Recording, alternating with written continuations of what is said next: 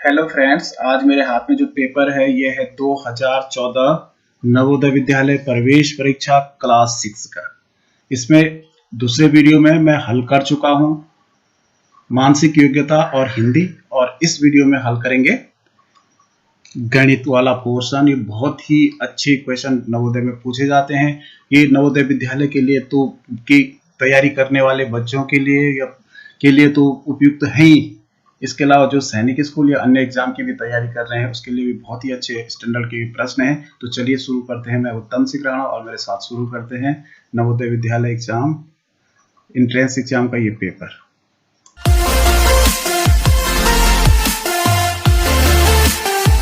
51 प्रश्न, 51वां प्रश्न है। अब जो नए पैटर्न में जो क्वेश्चन आ रहे हैं वो केवल ये मैथ्स के प्रश्न जो है 41 से शुरू होगा, क्योंकि अब 80 क्वेश्चन टोटल आ रहे हैं। ये 2 साल पहले जो प्रश्न आप पूछे जाते थे वो 100 क्वेश्चन पूछे जाते थे, इसलिए गणित इससे पहले 50 क्वेश्चन उसके पूछे जाते थे मानसिक योग्यता के, और ये 25 क्वेश्चन मैथ्स के या 25 बाद वाले हिंदी के। अब 20-20 हिंदी और 20 मैथ्स के और 40 क्वेश्चन मानसिक योग्यता के पूछे जाते हैं। तो यहाँ 51वां प्रश्न है। 3 साबुन की टिक्कियों जिसमें से प्रत्येक का भार 125 ग्राम है तथा 4 कपड़े धोने के साबुन की टिक्कियों जिनमें से प्रत्येक का भार 275 ग्राम है का कुल भार है। देखिए 125 की 3 टिक्कियां हैं तो टोटल भार हो गया 375 ग्राम। 275 की 4 टिक्कियां हैं तो इसका 1100 ग्राम भार हो गया। तो इन दोनों को हमने जोड़ दिया तो 1475 ग्राम हो गया। इसको अगर हम किलोग्राम में करेंगे तो इसमें 1000 से डिवाइड करेंगे हम इसको, ठीक है ना। किसी भी संख्या से अगर हम 1000 से डिवाइड करते हैं तो उसके 3 अंकों के पीछे दशमलव आ जाता है। तो इसका मतलब दशमलव आने का अर्थ ये है कि 1 किलोग्राम हो गया। ये केजी मैंने इसको लिख दिया, और 475 ग्राम। तो इसका जो सही आंसर है 1 किलोग्राम और 475 ग्राम होगा। एक दूध बेचने वाले के पास 37 लीटर 475 मिलीलीटर दूध था। इसमें से उसने 5 लीटर 250 मिलीलीटर एक घर में, 25 लीटर 180 मिलीलीटर दूसरे घर में तथा 4 लीटर 350 मिलीलीटर तीसरे घर में दे दिया। शेष दूध को अपने लिए रख लिया। अपने लिए रखे दूध की मात्रा, देखिए उसने दिया कितनी जगह, 3 जगह। तो इन तीनों जगह को जो उसने दूध दिया उसको हम क्या करेंगे, जोड़ देंगे। देखिए उसने 3 घरों पे दूध दिया तो तीनों को हमने जोड़ा। तो क्योंकि इसको हम दशमलव में भी लिख सकते हैं, 37 लीटर 475 मिलीलीटर को हम 5 लीटर 250 मिलीलीटर को हम 2.250 लीटर भी लिख सकते हैं। तो इन सबको मैंने दशमलव में चेंज किया और इसको दशमलव में लिख के आप कैसे भी इसको कर सकते हैं, लीटर और मिलीलीटर का कॉलम बना के भी कर सकते हैं, एक ही बात है। तो इसको जोड़ा हमने तो 34 लीटर 780 मिलीलीटर दूध इसने खर्च कर दिया। इसके पास 37 लीटर 475 मिलीलीटर था, इसमें से 34 लीटर 780 को हमने घटाया तो इसके पास जो बचा दूध 2 लीटर 695 मिलीलीटर बचा। तो इसको 2 दशमलव ये वाला आंसर। देखिए अगला प्रश्न है, 3 दिन वाले मास का पहला दिन रविवार है तो 30वें दिन को कौन सा वार होगा। अगर देखिए पहला दिन रविवार है, 1 तारीख रविवार है तो उसके 7 तारीख 8 तारीख रविवार होगा, 8 और 7 15 तारीख रविवार होगा, 15 और 7 22 तारीख रविवार होगा, 22 और 7 29 तारीख रविवार होगा। तो 30 तारीख सोमवार होगा, ठीक है। तो सही आंसर सोमवार। जोसेफ 3 चित्रों को फ्रेम करना चाहता है। प्रत्येक चित्र की लंबाई 3.5 मीटर तथा चौड़ाई 2.5 मीटर है। फ्रेम के लिए कुल आवश्यक लकड़ी की लंबाई। देखिए बहुत अच्छा ये प्रश्न है। ये परिमाप आपसे पूछना चाहता है, क्योंकि फ्रेम की लंबाई यानी किसी परिमाप का मतलब होता है भार की लंबाई। तो 3 फ्रेम है इसके पास, इसके इतनी लंबाई है इतनी चौड़ाई है। तो पहले हम क्या करेंगे, एक फ्रेम का परिमाप लेंगे, तो लंबाई धन चौड़ाई, और उसको 2 से। देखिए हमने पहले लंबाई धन चौड़ाई किया तो इनको जोड़ आया 6, ठीक है ना, 6.0। तो ये तो लंबाई धन चौड़ाई गुणा 2 होता है। तो इसको 6 2 12.0 मीटर यानी 12 मीटर इसका उत्तर आया। तो क्योंकि इतनी लंबाई चारों तरफ की एक फ्रेम की है तो 3 फ्रेम गुणा 3 से करेंगे हम तो 36 मीटर इसको टोटल लकड़ी चाहिए। देखिए सलीम के पास 1 सेंटीमीटर भुजा वाले 60 घन हैं। इनमें से निम्न विमाओं वाला कौन सा घनाभ नहीं बन सकता। देखिए घन से काट करके हमें अलग अलग माप के घनाभ बनाने हैं। तो देखिए घन इसके पास 60 घन है, ठीक है ना। तो 60 घनों का आयतन कितना हो जाएगा 1-1 सेंटीमीटर के, तो 60 ही होगा। ठीक, तो हम क्या करेंगे, 60 को हम डिवाइड करेंगे इनसे, तो जो पूरा डिवाइड किससे हो रहा है, तो 60 घन इसके पास हो गए। अब इसमें से देखिए किससे डिवाइड हो रहा है, 5, इसमें घना बनाया गुणा 4, ये देखिए ये भी सेंटीमीटर है, यहाँ पे सेंटीमीटर है, 4 गुणा 3, तो 5 एकम 5, 5 एकम 5, 5 दूनी 10, 12, 4 एकम 4, 4 3 12, तो 3 3 कट गया, तो बन गए 3 एकम 3। ठीक है ना, इसमें पूरा भाग जा रहा है, तो इसका मतलब ये पूरे घनाभ बन रहे हैं। इसका देखिए फिर 60 का देखेंगे हम, 2 गुणा 3, 2 गुणा 3 गुणा 10, तो 0 से 0 कटा, 3 दूनी 6, देखिए 2 से 2 कटा, तो इसका मतलब ये भी पूरा दूसरे से भी पूरे घनाभ बन रहे हैं। तीसरा देखिए 60 बटे 4 गुणा 4 गुणा 4, तो 4 एकम 4, 4 एकम 4, 20, 4 5 20, 15 हुआ। देखिए इनका भाग 15 में नहीं जा रहा, तो इसका नहीं बन रहा। देखिए ठीक है ना, आप चाहे लास्ट वाला भी देख लीजिए। देखिए लास्ट वाला है 6 से मैंने 60 काटा, 10 आया, 5 एकम 5, 5 दूनी 10, देखिए 2 2 कट गया, तो इसका मतलब लास्ट वाले के भी बन रहे हैं, केवल आंसर इसके नहीं बन रहे, तो यही आंसर है थर्ड वाला। यहाँ देखिए एक पैटर्न जैसा दिया हुआ है 56वां सवाल में कि अंतिम पंक्ति में सही संख्या है 1 गुणा 1, 11 गुणा 1, 2 1, फिर ये तो 1 1 1 3 बार आ गए, तो यहाँ 1 2 3, फिर 2 1, यहाँ 4 बार आ गए, तो 1 2 3 4, 3 2, तो यहाँ 5 बार आ गए, तो हम क्या करेंगे 1 2 3 4 5, फिर 4, फिर 3, फिर 2, फिर 1, ये वाला आंसर होगा।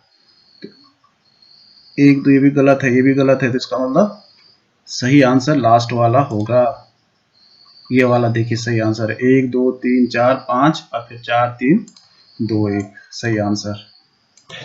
एक सब्जी वाले ने 80 संतरे 3 रुपए प्रति संतरा के हिसाब से खरीदे, 80 संतरे खरीदे, 3 रुपए का एक संतरा, तो 80 संतरे कितने के आ गए, 80 गुणा 3 कर लेंगे, 8 3 24, एक जोड़ आया, तो 280 240 रुपए के आ गए थे।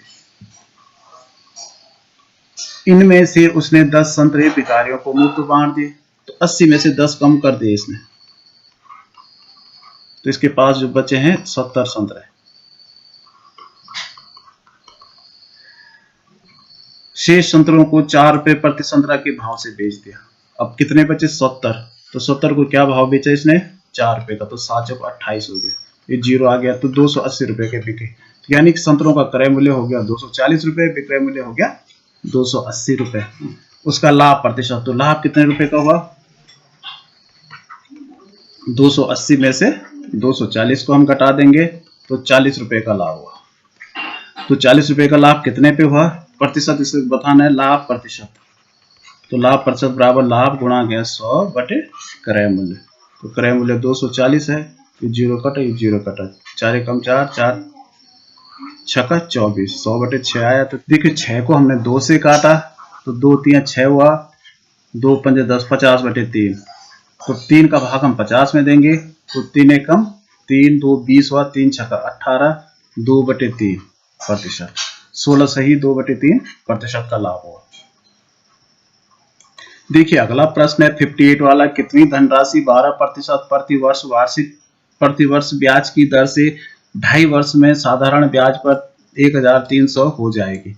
अब देखिए यहाँ पे ठीक है, दे रखा है, दर दे रखी है, समय दे रखा है, लेकिन यहाँ मिश्र धन दे रखा है, ब्याज नहीं दे रखा है, तो यहाँ हमें मानना पड़ेगा, माना मूलधन 100 रुपए, तो 100 रुपए के हिसाब से कितना हो जाएगा, ये ब्याज पहले हम निकालेंगे, तो ब्याज बराबर क्या हो जाएगा, मूलधन गुणा दर, तो मूलधन हो गया 100 रुपए, गुणा दर हो गई 12%, गुणा समय हो गया 2.5 का मतलब हो गया 2 दूनी 4, और सॉरी 2 दूनी 4 1 5 बटे 2 हो जाएगा, 2.5 का मतलब 5 बटे 2, तो 5 यहाँ 2 यहाँ और बटे 100, ये गुणा हो जाएगा। देखिए यहाँ पे 100 से 100 कट गया, 2 एकम 2, 2 6 12, तो 6 पंजे 30 रुपए आ गया, तो ये मिश्र धन कितना हो गया, 100 में 30 रुपए जुड़ जाएगा ब्याज के, तो 130 हो गया। अब हम क्योंकि अब ये अगर मूलधन 100 रुपये था तो मिश्र धन 130 हुआ, तो इसकी हम तुलना विधि से कर सकते हैं। यहाँ एक तरफ मूलधन लिखेंगे, दूसरी तरफ मिश्र धन। तो अगर मूलधन 100 रुपये है तो मिश्र धन हो गया 130 रुपये। अगर मिश्र धन 1300 है तो ये कितना होगा मूलधन, तो इसका अगर मिश्र धन बढ़ रहा है तो मूलधन भी बढ़ेगा, तो इसलिए इसका संबंध समान है। तो इसके तीर एक ही तरफ लगेंगे, तो x/100 बराबर, मतलब जिस तरफ तीर का निशान होता है उसको हम अंश में लिखते हैं, पीछे वाले को हार में लिखते हैं। तो 1300 बटे 130, और अब लाइन में 1 गुणा 100 यहाँ चला जाएगा, x बराबर, तो ये हमने यहाँ से यहाँ ले गया पक्षांतर करके। तो देखिए ये 0 कटा, ये 0 कटा, 13 कम 13, 13 कम 10 आ गया, तो 10 100 को गुणा किया तो 1000 रुपये। इसका मतलब मूलधन 1000 रुपये था। तो इसका सही आंसर 1000। अगला सवाल है, एक कॉलोनी में विभिन्न भाषाओं को बोलने वाले परिवारों की संख्या इस प्रकार है।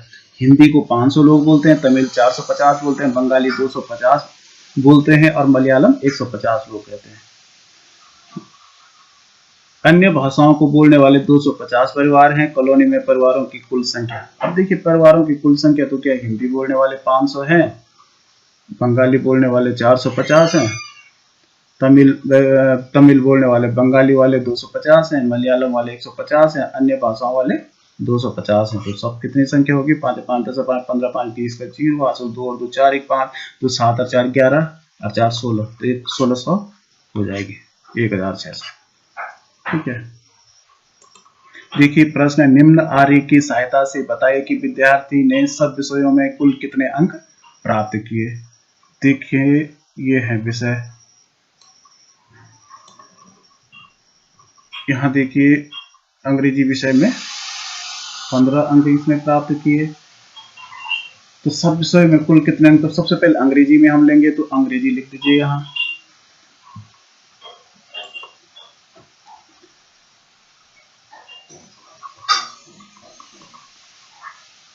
अंग्रेजी में देखिए इसके 15 अंक हैं।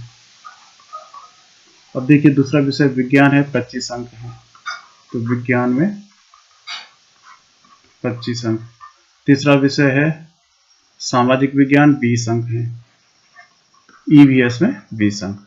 चौथा मैथ्स है, 30 अंक हैं, मैथ्स में 30 अंक। पांचवा भाषा है, 15 अंक है।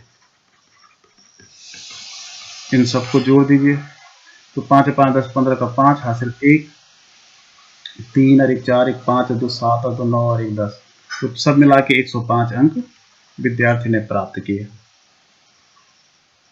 कुल मिलाकर के 105 अंक स्टूडेंट ने प्राप्त किए। तो सही आंसर ये हो जाएगा 105। अगला सवाल है, 5 अंकीय बड़ी से बड़ी तथा छोटी से छोटी विषम संख्याओं जो अंकों इतने से 0 3 6 7 तथा 9 बिना बार बार आने के बनी है में अंतर है। तो देखिए पहले जो 5 अंकीय बड़ी से बड़ी लेकिन विषम संख्या होनी चाहिए, ठीक है ना। इसको जरा ध्यान से आप लोगों को पढ़ना है, क्योंकि यहाँ 5 अंकों की संख्या बड़ी से बड़ी। तो सबसे बड़ी संख्या बनाने के लिए क्या करते हैं, पहले 0 फिर 7 सबसे बड़ा पहले लेंगे, फिर उससे छोटा, फिर उससे छोटा 6। अब देखिए अब 3 0 आ रहा है, लेकिन ये सम संख्या बन रही है, इसलिए हम क्या करेंगे, इस विषम संख्या बनाने के लिए हम 0 पहले लिख देंगे, 3 बाद में। फिर छोटी से छोटी संख्या बनाने के लिए सबसे छोटा अंक पहले लिखते हैं, लेकिन 0 पहले नहीं आता, इसलिए इसको भी 3 0 लिखेंगे। फिर तब आएगा 6 7 और 9, ये विषम बन रही है क्योंकि 9 लास्ट में है, तो इसका अंतर बताना है। तो 13 में से 9 गया 4, यहाँ 10 में से 9 में से 7 गया 2, यहाँ 15 में से 6 गया 9, और यहाँ 6 और यहाँ बच गया 6, तो 66,924 हो गया। तो 66,924 सही आंसर है। देखिए यहाँ पे कुछ संख्याएं दे रखी हैं 62वें प्रश्न में। इन संख्याओं में आपने घटते क्रम में लिखना है। घटता क्रम का मतलब होता है डिसेंडिंग ऑर्डर, जिसे कहते हैं अवरोही क्रम।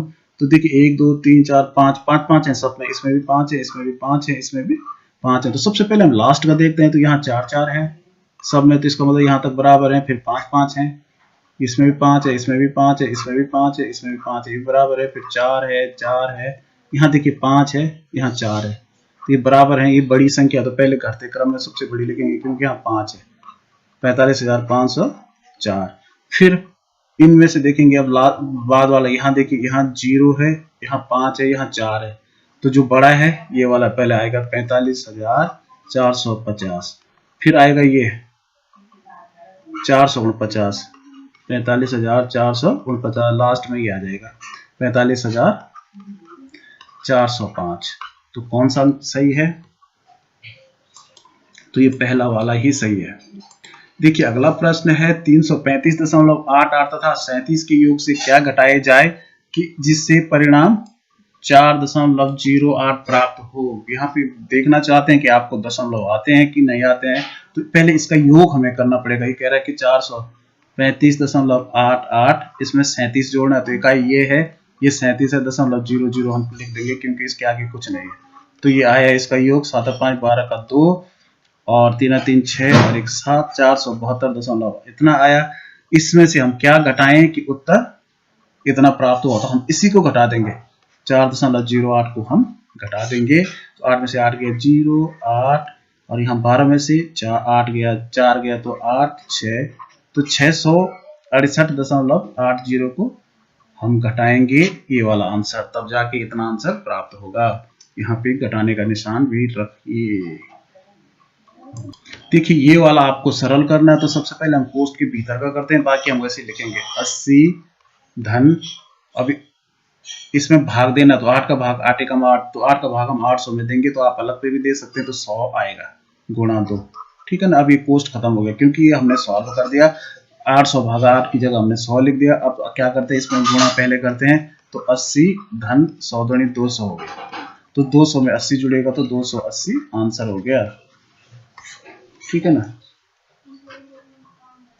अगला सवाल है 23.0 गुणा 13.2 गुणा 7.5 गुणा 0.0 गुणा 75.32। देखिए इतना सारा करने की जरूरत ही नहीं, इसको तो आप ध्यान से पढ़ेंगे तो इसके बीच में आया है 0.0, चाहे गुणा का कितना ही बड़ा सवाल क्यों ना हो, अगर बीच में कहीं 0 आ गया तो समझ लो उसका उत्तर 0 ही होगा, ठीक है ना। तो इस पर हल करने की जरूरत ही नहीं है। देखिए अगला 66वां प्रश्न है, दिए गए चिन्हों द्वारा निम्न में से रिक्त स्थान भरिए। ये भरने आपने कि बड़ा है कि छोटा है, पहले वाला के बराबर है कि इसमें से कोई नहीं, तो हम पहले इसको सॉल्व करेंगे। ये पहले जोड़ का सवाल है, 2.7 2.7 8 और यहाँ है 27.22, 8 2 10 0 7 2 9 1 10 0 7 2 9 1 10, तो ये 30 आ गया। 30 को गुणा बाहर से देखिए 0 है, तो 0 से गुणा करेंगे तो 0 आएगा, धन 10 है तो 10, इसका मान 10 हो जाएगा, ठीक है ना। यहाँ पे इसका मान 10 हो गया टोटल। अब इसको सॉल्व करेंगे तो 27.22 2.78 इतना ही आएगा, इसका जोड़ करके 30.00, ठीक है ना। लेकिन इसके गुणा 10 है बाहर से, तो जब 10 से हम गुणा करेंगे तो 300 हो जाएगा, और धन 0 में तो 300 ही इसका मान रहेगा। तो इसका उत्तर केवल 10 आया, पहले वाले का बाद वाले का 300 आया, तो इसका मतलब पहले वाला छोटा है, दूसरा वाला बड़ा है, वो बी वाला होगा, ठीक है ना, क्योंकि 10 छोटा है 300 से, ऐसा निशान इसको पड़ेगा। अगला है 29.4 संख्या 42 का कितना प्रतिशत है। तो इसका सबसे बढ़िया तरीका यही है करने का कि 42 का माने गुणा कितना प्रतिशत माने x/100, कितना प्रतिशत का मतलब x/100 बराबर 29.4। तो x का मान कितना होगा, x बराबर 29.4 को हम ऐसे लिखेंगे, और गुणा गया ये नीचे वाला 100 पक्षांतर हो गया तो ऊपर चला जाएगा अंश में, और जो 42 यहाँ ऊपर हर में है यहाँ उल्टा यहाँ आ जाएगा, ठीक है ना। तो इसको सबसे बढ़िया तरीका ये है कि काट पाट के चक्कर में पहले मत पड़िए, इसमें दशमलव है तो इसको पहले 100 से गुणा कर देंगे हम। तो किसी भी संख्या को हम जब 100 से गुणा करते हैं उसके आगे 2 जीरो आ जाते हैं। तो यहाँ देखिए एक अंक के पीछे दशमलव है, तो यहाँ एक अंक के पीछे दशमलव, तो ये खत्म हो गया, तो ये आ गया 2940/42। अब इसको आप भाग दे सकते हैं या काट सकते हैं सीधा। चलो मैं काटता हूँ इसको किससे, 7 से, तो ये कर दिया 7 छठा 42, और ये हो गया, यहाँ मैं काट के यहाँ लिखता हूँ 7 21 7 चको 28 हो गया, 1 बचा 14, तो 7 दूनी 14, 0 आ गया तो 420 हो गया, 6 कम 6 और 6 सता 42 और 0 तो 70 आ गया, देखिए काट के। तो आप कैसे भी आप कर सकते हैं, आप सीधा 42 का भाग दे सकते हैं, तो इसका 70% है, ठीक है। 26.5/8 का दशमलव समतुल्य है, तो इसको दशमलव में हमें बदलना है, तो देखिए 26 तो पूरा ऐसे ही आएगा, दशमलव के बाद तो 8 में हम 8 का भाग हम 5 में देंगे, तो जब भाग नहीं जाता तो हम क्या करते हैं, दशमलव रखते हैं, आप 1 0 रखते हैं, तो 8 छक्का 48, यहाँ देखिए 2 बच गया। फिर एक अगली स्टेज में 1 0 बढ़ा सकते हैं, क्योंकि हमने दशमलव रखा हुआ है, तो 8 दूनी 16, फिर यहाँ 4 बचा, फिर तीसरी स्टेज में 1 0 और बढ़ा सकते हैं, तो 8 पंजे 40। तो देखिए ये हो गया 26.625, तो 26.625 बी वाला आंसर सही है। अगला प्रश्न है, 2 अंकीय ऐसी अभाज्य संख्याएं कितनी होंगी जिनका प्रत्येक अंक भी अभाज्य संख्या हो। तो देखिए 2 अंकीय पहले 11 है, तो 11 का नहीं है 2 अंक, क्योंकि उसमें एक एक आता, तो एक अभाज्य नहीं होता है। 13 20 19 तक तो कुछ नहीं होगा, क्योंकि उसका एक अंक अभाज्य होता है। दोनों अंक अभाज्य होने चाहिए, तो हम चलेंगे, इसको लिखते हैं। तो सबसे पहले 2 3 23 हो गया, तो 23 के दोनों अंक अभाज्य हैं। देखिए 1 से 100 तक केवल 4 संख्याएं हैं जिसके दोनों अंक अभाज्य हैं। देखिए 19 से कम हो नहीं सकते, क्योंकि एक ना भाज्य है ना अभाज्य है। तो 19 के बाद ये 20 3 30 एक ऐसी संख्या है जो जिसकी 2 भी अभाज्य है, 3 भी अभाज्य है। 37 में 3 अभाज्य है, 7 भी अभाज्य है। यहाँ 5 भी अभाज्य है, 3 भी अभाज्य है। 73 में 7 भी अभाज्य है और 3 भी अभाज्य है। तो दोनों अंकों के अभाज्य हैं और साथ में ये संख्याएं भी अभाज्य हैं, तो ये केवल 4 संख्याएं हैं, तो सही उत्तर ये। इसके अलावा कोई भी ऐसी संख्या नहीं है जिसके दोनों अंक अभाज्य हों। देखिए अगला प्रश्न होगा, कौन सी छोटी से छोटी संख्या है जिसके गुणनखंड 2 3 5 और 11 है। तो सबसे पहले हम क्या करते हैं, सबसे बड़ी वाले का आप भाग देके देखिए इनमें किस किस में जा रहा है। तो देखिए इसमें जा ही नहीं रहा है, 11 कम 11, फिर 2 20 बच रहा है, तो 20 में भाग नहीं जा रहा है। फिर 155 है, इसमें भी 11 कम 11, 4 45 हो रहा है, तो भाग नहीं जा रहा है। 11 कम 11, इसमें देखिए तो यहाँ 5 बचा 56 हुआ, फिर भी भाग नहीं जा रहा है। तो इसका मतलब 11 33, इसमें भाग जा रहा है 30 बार, ठीक है ना।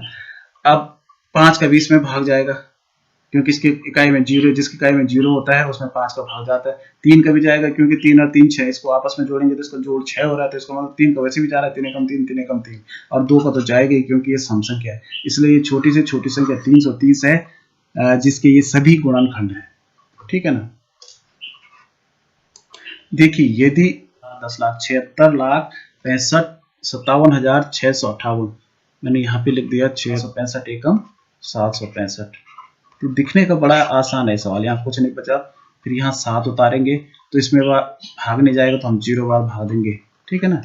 तो ये 7 फिर बचा, तो फिर यहाँ 6 उतारेंगे, फिर यहाँ 2 अंक है, तो फिर भाग नहीं जा रहा, तो हम 0 बार भाग देंगे, तो ये फिर 76 बच जाएगा। फिर हम तीसरा अंक उतार सकते हैं 765, तो 765 एकम 765। अब यहाँ फिर कुछ नहीं बचा, तो यहाँ से उतरा 8 शेष सीधा नहीं बचेगा, पहले इसमें 0 बार भाग देना जरूरी है, क्योंकि उतारी गई संख्या शेष वो बचता है जो घटाने पे के बाद बचता है। तो यहाँ 0 बार भाग दे, अब घटाइए, तो अब ये 8 शेष बचा, तो उत्तर हो गया 1010 और 1010 और 8 शेष, ठीक है ना। ये तीसरा वाला उत्तर सही है। अगला प्रश्न है, 14,510 की निकटतम हजारों में लिखी संख्या तथा 8,849 की निकटतम सैकड़ों में लिखी गई संख्या का अंतर इसमें बताना। पहले देखिए हम इसको हजार में करेंगे, तो मैंने बताया था कि हजार में 3 जीरो होते हैं, तो इन तीनों को हमने 0 बनाया, 0 का 0, 1 का भी 0 बनाया, 5 का 0 बनाया, क्योंकि ये 5 है तो इसलिए यहाँ पीछे, यहाँ अगर 5 या 5 से बड़ी संख्या होती तो पीछे 1 बढ़ जाता, तो 14 की जगह हो गया 15,000। यहाँ देखिए ये सैकड़ा बनाना है, निकटतम सैकड़ा इसका बनाना, तो सैकड़े में 2 जीरो होते हैं, तो हमने 9 का भी 0 बनाया, 4 का भी 0 बनाया, तो यहाँ कुछ नहीं बढ़ेगा, क्योंकि ये 5 से छोटा है, तो यहाँ 88 रहेगा। तो इसमें अंतर कितना है, इसको घटा दीजिए आप लोग, तो 10 में से 8 गया 2, यहाँ 14 में से 8 गया 6, तो 6,200 अंतर है। देखिए ये दिए गए संख्या पैटर्न की अगली संख्या क्या होगी। तो यहाँ पैटर्न पहले दे रखा है 6,110 है, फिर 6,106 है, तो कम हो रहा है। 110 में से 4 घट गया तो 106 हुआ, फिर 16,106 में से 4 कम हुआ तो 16,102 हुआ, तो हम 16,102 में से भी 4 कम कर देंगे, तो तो यहाँ देखिए 12 में से 4 गया 8, यहाँ 9 बचा, यहाँ 0 बचा, तो 16,098 होगा। ठीक है ना।